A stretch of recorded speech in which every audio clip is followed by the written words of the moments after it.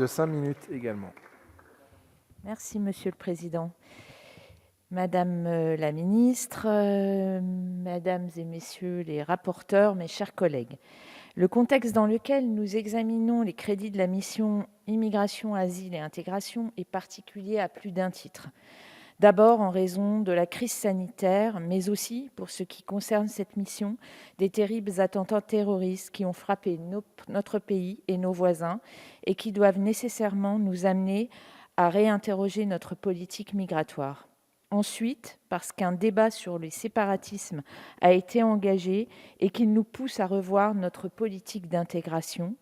Enfin, parce qu'au niveau européen, les choses évoluent dans le bon sens, je l'espère, avec la refonte de la politique migratoire de l'Union amorcée par Ursula von der Leyen.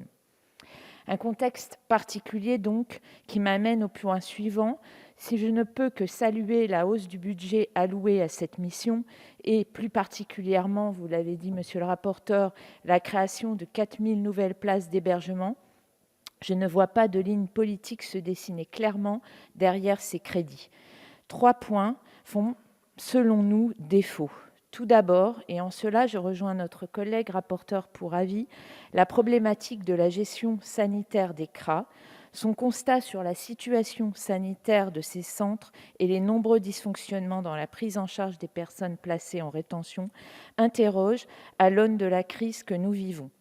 Aussi, j'espère comme elle que la circulaire du 7 décembre 1999 relative aux dispositifs sanitaires mis en place dans les CRA, laquelle, faute de nouveaux textes et en dépit de son abrogation, reste le point de référence, sera remplacée très prochainement.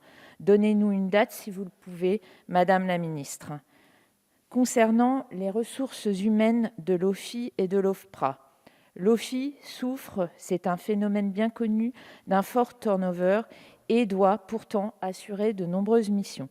Je m'étonne donc qu'il n'y ait pas, je cite notre rapporteur, « aucune revalorisation du plafond d'emploi cette année ».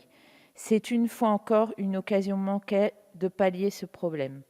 C'est d'autant plus regrettable que l'OFPRA voit sa subvention augmenter de 1,3 % par rapport à 2020 et connaît donc une dynamique inverse.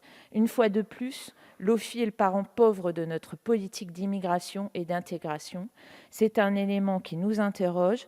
Quelles orientations donnons-nous à notre politique d'immigration et d'intégration quand on ne pourvoit pas aux besoins de son principal acteur ? Je voudrais enfin clore mon propos en rappelant les recommandations et les propositions issues de l'excellent rapport produit par nos collègues Jean-Noël Barrot et Stella Dupont. Il faut d'abord et avant tout que nous renforcions considérablement l'apprentissage de la langue française. C'est un élément clé de l'intégration des personnes qui souhaitent s'installer dans notre pays à tout point de vue. Les crédits présentés aujourd'hui nous semblent insuffisants pour répondre à cet objectif. De la même manière, il faut que nous avancions sur l'accès au travail.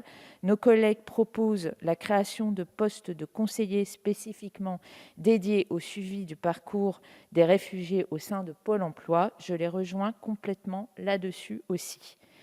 Le groupe Modem et démocrate se félicite bien évidemment de la hausse des crédits de la mission, mais ne peut se satisfaire pleinement de cette seule hausse. Ces crédits manquent de relief et ne soutiennent pas les leviers d'intégration que sont l'accueil des étrangers, la formation linguistique et l'accès à l'emploi. Nous le regrettons, mais soutiendrons ces crédits. Je vous remercie.